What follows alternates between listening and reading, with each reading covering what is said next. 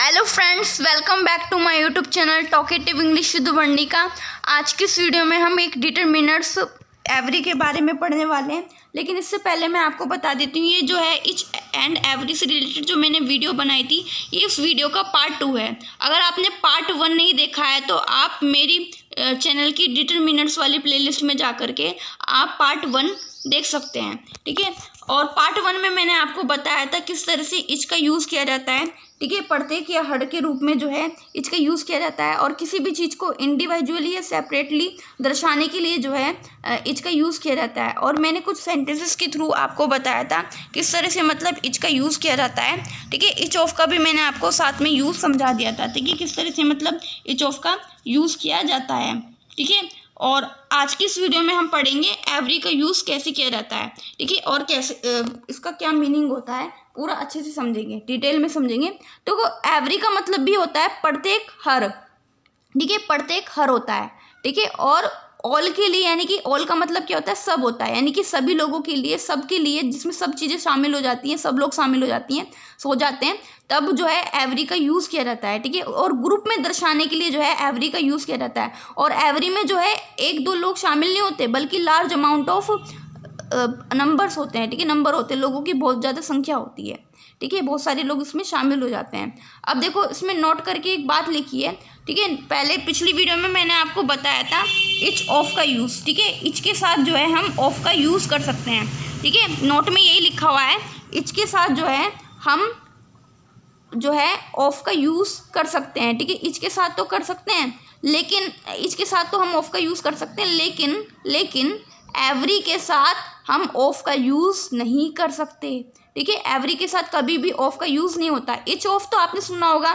ठीक है, each of sentences में यूज़ होता है, जैसे कि each of 2 girls is honest, each of 3 boys is diligent, he met each of the team members personally, ठीक है। इच ऑफ का तो यूज़ आपने सुना ही होगा, इंग्लिश में इच के साथ जो है ऑफ का यूज़ कर सकते हैं, ठीक है, ये बात बिल्कुल सही है। लेकिन एवरी के साथ ऑफ का यूज़ कभी नहीं होता। अगर एवरी के साथ हम ऑफ का यूज़ कर देते हैं तो गलत माना जाता है। इच के आई होप आपको मेरी बात समझ में आएगी। पहली बात क्लियर होगी, इच के साथ हम ऑफ का यूज़ कर सकते हैं, ठीक है, लेकिन एवरी के साथ कभी भी ऑफ का यूज़ नहीं कर सकते। एवरी ऑफ कभी अगर लिख देंगे तो गलत माना जाएगा, इसलिए एवरी ऑफ का यूज़ नहीं किया जाता है, ठीक है।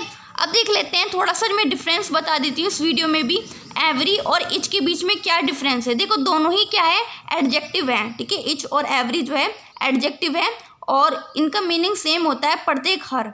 लेकिन मैं आपको एग्जाम्पल के थ्रू समझा देती हूँ, ठीक है। ये देखो ये क्या रखे हुए हैं, ये बहुत सारे बॉक्स हैं, ये भी बहुत सारे बॉक्स हैं, और ये क्या है, ये मैंगो है, ये आम है, ठीक है। अगर मुझे बोलना हो कि जो ये मैंगो है इस वाले बॉक्स में भी है, इस वाले बॉक्स में भी है मैंगो, और इस वाले बॉक्स में भी मैंगो है, इसमें भी है, और इसमें भी है, इसमें भी है, तब मैं इंग्लिश में इसके लिए क्या यूज़ करूँगी, इच का। इच का अगर मुझे अलग से बोलना हो, इस वाले बॉक्स में भी है मैंगो है, इसमें भी है, और इसमें भी है, इसमें भी है, इसमें भी है, इसमें भी है, अलग अलग से बोल रही हूँ ना, अलग अलग से बता रही हूँ मैं कि इसमें भी मैंगो है, इसमें भी है, इसमें भी मैंगो है, इसमें भी, इस वाले बॉक्स में भी है, इसमें भी है, इस वाले बॉक्स में भी है, तो मैं इंग्लिश में एक वर्ड यूज़ करूँगी इच का, ठीक है, अलग अलग बताने के लिए, ठीक है, एक अलग से बताने के लिए, ठीक है, इसमें भी है, इसमें भी है। लेकिन अगर मैं ऐसे ना बोल करके अगर मुझे बोलना हो कि जितने भी सारे ये जो बॉक्स रखे हुए हैं सभी में आम है, ठीक है, सभी में आम है, ऐसा कोई भी बॉक्स नहीं है, ठीक है, जिसमें आम ना हो, यानी कि जितने भी सारे बॉक्स हैं सब में आम है। बस एक बार बोल दिया मैंने सब में आम है, सब में आम है तो आम है, सभी में ही आम निकलेंगे, ठीक है। तो इसके लिए मैं एवरी का यूज़ करूँगी, यानी कि मैंने एक तरीके से समूह में बता दिया, जितने भी सारे जो बॉक्स में जिसमें आम रखे हुए थे उनका एक समूह बना दिया, उनका एक ग्रुप बना दिया कि हाँ जितने भी सारे बॉक्स है सब में आम है, इनका एक ग्रुप बना दिया। एक ग्रुप में बात होगी इनकी, एक ग्रुप में इनको समूह में दर्शाने के लिए इसमें एवरी का यूज़ किया गया, ठीक है। यानी कि जो है इच का यूज़ तब किया जाता है जब हमें किसी चीज़ को अलग से बताना हो, ठीक है, एक तरीके से इंडिविजुअली दर्शाना हो, ठीक है, सेपरेटली दर्शाना हो, तब जो है इच का यूज़ किया जाता है। और एवरी का यूज़ जब किसी चीज़ को ग्रुप में दर्शाते हैं, ठीक है, देने के लिए जिसमें बहुत सारे लोग शामिल हो जाते हैं, बहुत सारा चीज़ें शामिल हो जाती हैं बहुत सारी, तो उसमें एवरी का यूज़ किया जाता है जब किसी चीज़ को समूह में दर्शाते हैं, ग्रुप में दर्शाते हैं। आई होप आपको मेरी बात अच्छे से समझ में आई होगी, ठीक है, एवरी का यूज़ कैसे किया जाता है, ठीक है। और अब हम सेंटेंसेस के थ्रू समझते हैं कि एवरी का यूज़ कैसे किया जाता है, ठीक है। चलिए सेंटेंसेस के थ्रू समझते हैं। तो पहला सेंटेंस देखो, कक्षा में प्रत्येक छात्र के पास पुस्तक है। सपोज कीजिए, कक्षा मतलब होता है क्लास, ठीक है, छात्र मतलब स्टूडेंट्स, पुस्तक यानी बुक्स, ठीक है। देखो सपोज कीजिए एक क्लास बैठी हुई है, ठीक, क्लास में जो है क्लास है, क्लास में बहुत सारे बच्चे पढ़ते हैं, बहुत सारे राजू, बबली, पिंटू, चिंकू, पिंकू, चिंकी, मिंकी, रोहन, सोहन, इतने सारे बच्चे पढ़ते हैं, ठीक है। उनको जो है उन बच्चों को जो है मैडम पढ़ाने आई है क्लास में, ठीक है, टीचर पढ़ाने आई है। और जैसे ही टीचर आई, टीचर ने बुक्स पढ़ानी स्टार्ट की तो सबने अपनी अपनी बुक्स निकाल ली, ठीक है। और उसमें सभी बच्चों के पास जो है बुक्स है, सभी बच्चों के पास बुक है। यानी कि क्लास में क्या होता है, क्लास में बैठे हुए जो बच्चे होते हैं वे क्या होते हैं, उनका एक ग्रुप होता है, और वो एक ग्रुप इस टाइप का होता है कि सभी के पास बुक होती है। ऐसा कोई भी बच्चा नहीं होता है जिसके पास बुक ना हो, ठीक है, सभी के पास बुक होती है।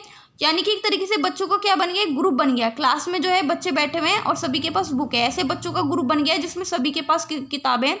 ऐसा कोई बच्चा नहीं है किताबें नहीं है। तो इसलिए यहाँ पर प्रत्येक के अर्थ में हम किसका यूज़ करेंगे, एवरी का यूज़ करेंगे। तो सेंटेंस की इंग्लिश क्या बनेगी, कक्षा में प्रत्येक छात्र के पास पुस्तक है। Every student has a book in the class, every student has a book in the class. अब देखो जहाँ पर एवरी का यूज़ किया जाता है, इच का यूज़ किया जाता है, हम हेल्पिंग वर्ब वही लगाते हैं जो हम सिंगल पर्सन के लिए यूज़ करते हैं, सिंगुलर के लिए यूज़ करते हैं, हम उसी का यूज़ करते हैं, ठीक है। अब देखो इस सेंटेंस का मीनिंग क्या हुआ, every student has a book in the class, यानी कि कक्षा में प्रत्येक छात्र के पास बुक है, ठीक है, हर स्टूडेंट के पास जो है क्लास में बुक है, ठीक है, किताब है। यानी कि ऐसा कोई भी स्टूडेंट नहीं है, चाहे वे कोई भी बच्चा पढ़ता हो क्लास में, राजू, बबली, चिंटू, पिंकू, सोहन, मोहन, ठीक है, सीता, गीता, जितने भी बच्चे पढ़ते हैं सभी का एक, जितने भी सारे क्लास में चाहे किसी का कोई भी नाम हो, जितने भी सारी क्लास में बच्चे बैठे हुए हैं सभी के पास बुक है। यानी कि इसमें सारे बच्चे, क्लास के सारे बच्चे शामिल हो गए, यानी कि क्लास के बच्चों का एक ग्रुप बन गया, और ऐसा ग्रुप बन गया जिसमें सभी के पास बुक है, सभी के पास किताबें हैं। इसलिए यहाँ पर जो है प्रत्येक के अर्थ ग्रुप में दर्शाने के लिए एवरी का यूज़ किया गया प्रत्येक के अर्थ में। आई होप आपको मेरी बात अच्छे से समझ में आई होगी, ठीक है। दूसरा सेंटेंस देख लेते हैं, मैं पुस्तकालय में प्रत्येक पुस्तक पढ़ चुका हूँ, ठीक है। पुस्तकालय क्या बोलते हैं, लाइब्रेरी बोलते हैं। और आपको तो पता है लाइब्रेरी ऐसी जगह होती है जहाँ पर बहुत सारी बुक्स होती है, ठीक है, बहुत सारी बुक्स जो है एक स्टैंड में रखी होती है, ठीक है, बहुत सारे स्टैंड्स होते हैं और उसमें बहुत सारी बुक्स रखी होती है। यानी कि क्या है, इसकी इंग्लिश क्या बनेगी, ये जो सेंटेंस है ये किस में बनेगा, ये प्रेजेंट परफेक्ट टेंस में बनेगा, ठीक है। और ठीक है, तो इसको इंग्लिश में ट्रांसलेट कर लेते हैं, ठीक है। मैं पुस्तकालय में प्रत्येक पुस्तक पढ़ चुका हूँ, इसकी इंग्लिश होगी I have read every book in the library. अब आप सोच रहे होंगे इसको मैंने रीड क्यों नहीं पढ़ा। देखो रीड की जो है थर्ड फॉर्म होती है ना, तो उसे रेड पढ़ा जाता है, ठीक है। हालांकि स्पेलिंग सेम होती है, लेकिन जब रीड की थर्ड फॉर्म के रूप में रीड को मतलब पढ़ा जाता है तो थर्ड फॉर्म को रेड पढ़ा जाता है। I have read every book in the library. यानी कि देखो इसमें एवरी का यूज़ क्यों किया गया प्रत्येक के अर्थ में। देखो लाइब्रेरी के बारे में मैंने आपको बताया, लाइब्रेरी में कितनी सारी बुक्स होती है। यानी कि मैं एक लाइब्रेरी में गया, ठीक है, लाइब्रेरी में गया और उसमें इतनी सारी बुक्स थी, और उस लाइब्रेरी में जितनी भी सारी बुक्स हो गई उसमें सब तरह की किताबें शामिल हो गई, ठीक है। चाहे वह हिस्ट्री से रिलेटेड हो, चाहे ज्योग्राफी से रिलेटेड हो, पॉलिटिकल साइंस, इकोनॉमिक्स, सोशियोलॉजी, या साइंस के जो सब्जेक्ट हो गए बायोलॉजी, केमिस्ट्री, फिजिक्स, मैथमेटिक्स, या फिर कंप्यूटर से रिलेटेड, यानी कि जनरल नॉलेज हो गई, या पोएम्स, स्टोरीज की बुक्स हो गई, इंग्लिश हिंदी की किताबें हो गई, ठीक है, कहानियों की किताबें हो गई। यानी कि लाइब्रेरी में जितनी भी सारी किताबें थी उन जो है वो मैं पढ़ चुका हूँ। यानी कि कोई भी किताब नहीं छोड़ी उसने लाइब्रेरी में, जो मतलब मैंने कोई भी किताब नहीं छोड़ी लाइब्रेरी में जो मैंने ना पढ़ी हो, ठीक है, ना पढ़ी हो। लाइब्रेरी में जितनी भी सारी किताबें थी, किताबों को क्या है, समूह, ठीक है, समूह को दर्शाने के लिए किताबों को किस में दर्शाया गया है, समूह में दर्शाया गया है। यानी कि ऐसी किताबों का समूह जो मैंने जितनी भी सारी किताबें हैं उस समूह को मैं पढ़ चुका हूँ, उस ग्रुप में जितनी भी सारी किताबें हैं मैंने पढ़ ली है, ठीक है। इसलिए तो किताबों को लाइब्रेरी में किताबों को समूह में दर्शाने के लिए जो है एवरी का यूज़ किया गया प्रत्येक के अर्थ में, ठीक है। यानी कि इसमें सभी किताबें शामिल हो गई जो मैंने पढ़ ली है, ठीक है, ठीक है। इसलिए यहाँ पर जो है एवरी का यूज़ हुआ, ठीक है, बुक के साथ। तो सेंटेंस क्या बना, I have read every book in the library. मैं लाइब्रेरी में यानी पुस्तकालय में प्रत्येक पुस्तक पढ़ चुका हूँ, ठीक है। लाइब्रेरी में सारी किताबें पढ़ ली। भाई पढ़ाकू लोग तो ऐसे ही करते हैं, लाइब्रेरी में बैठे रहते हैं, किताबें पढ़ते रहते हैं, ठीक है। कुछ लोगों को किताबों पढ़ने का बहुत ज़्यादा शौक मतलब अच्छा लगता है और कुछ लोग किताबों से दूर भागते हैं। ठीक है, चलिए देख ले, ऐसी कोई भी किताबें नहीं छोड़ी जो इस लाइब्रेरी में ना जो मैंने ना पढ़ी हो, यानी कि हर किताबें पढ़ ली। अब देख लेते हैं इस लाइब्रेरी को छोड़ करके किसी दूसरी लाइब्रेरी में जाते हैं। ठीक है, वहाँ पर देखते हैं कोई, क्या पता कुछ नया किताबें पढ़ने को मिल जाए। ठीक है, चलिए देख लेते हैं। इस लाइब्रेरी की तो सारी किताबें पढ़ ली। ठीक है, इसका मतलब बुक का जो है किताबों को समूह में दर्शाने के लिए यहाँ पर पढ़ते के अर्थ में एवरी का यूज़ किया गया। ठीक है, अब देख लेते हैं तीसरा सेंटेंस। तीसरा सेंटेंस क्या है? वे हर महीने अपना घर साफ करता है। ये जो सेंटेंस है ये किस में बनेगा? ये प्रेजेंट इंडेफिनिट टेंस में बनेगा। ठीक है, मैंने आपको टेंस सिखाए हुए हैं, तो इसकी इंग्लिश होगी he cleans his house every month. ठीक है, अब देखो इसमें ये जो क्लीन की स्पेलिंग है, ठीक है, क्लीन मतलब होता है साफ करना, यहाँ पर एस लगा हुआ है, इसे हम क्लीन्स नहीं पढ़ेंगे। ठीक है, क्लीन्स नहीं पढ़ेंगे, क्लींज पढ़ेंगे, क्लींज नहीं पढ़ेंगे, क्योंकि मैंने अभी प्रोनाउंसिएशन की जो थोड़ी डिक्शनरी वगैरह चाटी थी तो उसमें मैंने देखा था इसको जा की साउंड देते हैं। ठीक है, इसलिए यहाँ पर हम क्लींज पढ़ेंगे, इसको क्लीन्स नहीं पढ़ेंगे। तो सेंटेंस क्या बना? He cleans his house every month. ठीक है, यानी कि वे हर महीने अपना घर साफ करता है। और हर महीने में जो है क्या, देखो इसमें महीने आया। ठीक है, महीने को बोलते हैं मंथ, और इसमें एवरी का यूज़ किया गया हर के अर्थ में। एवरी का यूज़ क्यों किया गया? क्योंकि इसमें महीने, कोई भी ऐसा महीना नहीं छोड़ता। वो जैसे ही महीना ख़त्म होता है वे अपना घर साफ़ करना शुरू कर देता है, साफ़ कर दे ही देता है। महीने में बहुत सारे महीने शामिल हो गए, यानी कि ग्रुप हो गया महीनों का भी। ठीक है, जिसमें जनवरी, फरवरी, मार्च, अप्रैल, मई, जून, जुलाई, अगस्त, सितंबर, अक्टूबर, नवंबर, दिसंबर, यानी हर महीने शामिल हो गए। ऐसा कोई भी महीना नहीं छोड़ता है जिसमें वे अपना घर ना साफ करता हो, चाहे वे सर्दी वाले महीने हो, चाहे गर्मी वाले महीने हो, चाहे बारिश वाले महीने हो। ऐसा कोई भी महीना नहीं छोड़ता हो जिसमें वह अपना घर साफ नहीं करता हो। ठीक है, यानी कि हर महीने वो अपना घर साफ करता है। इसलिए यहाँ पर महीनों को ग्रुप में दर्शाने के लिए यहाँ पर हर के अर्थ में एवरी का यूज़ किया। ठीक है, एवरी का यूज़ करा तो सेंटेंस ये जो है हमारा बना he cleans his house every month. ठीक है, वे हर महीने अपना घर साफ करता है। अब देखो सेंटेंस नंबर सी पढ़ो। ठीक है, वह प्रतिदिन, यानी प्रतिदिन या हर दिन पूजा करती थी।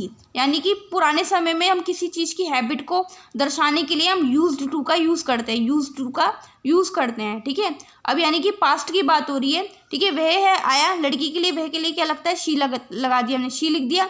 अब किसी की हैबिट को दर्शाने के लिए पास्ट में कोई काम किया करता था, ठीक है, तो उसकी हैबिट को दर्शाने के लिए हम यूज्ड टू का यूज़ करते हैं, यूज्ड टू लिख दिया।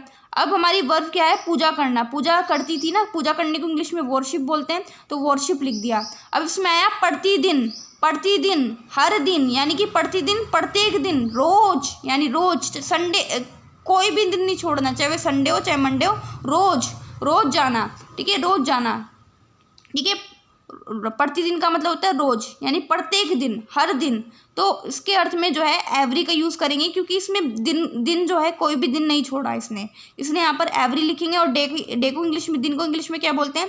इंग्लिश में डे बोलते हैं, तो डे लिख दिया। एवरी डे का मतलब हो गया प्रतिदिन, हर दिन, कोई भी दिन नहीं छोड़ती वो, जो छोड़ती थी वो जब वो मंदिर ना जाती हो, चाहे संडे हो, चाहे मंडे हो, चाहे कुछ भी हो, चाहे धूप हो, चाहे बारिश हो, चाहे ठंड हो, कोई भी दिन नहीं छोड़ती थी वो, रोज़ मंदिर जाती थी, प्रतिदिन मंदिर जाती थी, और हर दिन मंदिर जाती थी। इसलिए यहाँ पर एवरी को जो है दिनों को ग्रुप में दर्शाने के लिए जो है एवरी का यूज़ किया गया। एवरी डे का मतलब हो गया प्रतिदिन। ठीक है, she used to worship every day. ठीक है, वे प्रतिदिन यानी हर दिन पूजा करती थी। इस तरह से जो है एवरी का यूज़ किया। ठीक है, इस तरह से जो है किसी भी चीज़ को, मतलब किसी भी वस्तु को या किसी व्यक्ति को जो है ग्रुप में दर्शाने के लिए, समूह में दर्शाने के लिए एवरी का यूज़ किया जाता है। ठीक है, आई होप आपको मेरी बात अच्छे से समझ में आई होगी। If you like this video please subscribe my channel. ऐसी यूजफुल वीडियोज़ मैं आप सभी के लिए लाती रहूँगी। ठीक है, तब तक के लिए बाय बाय।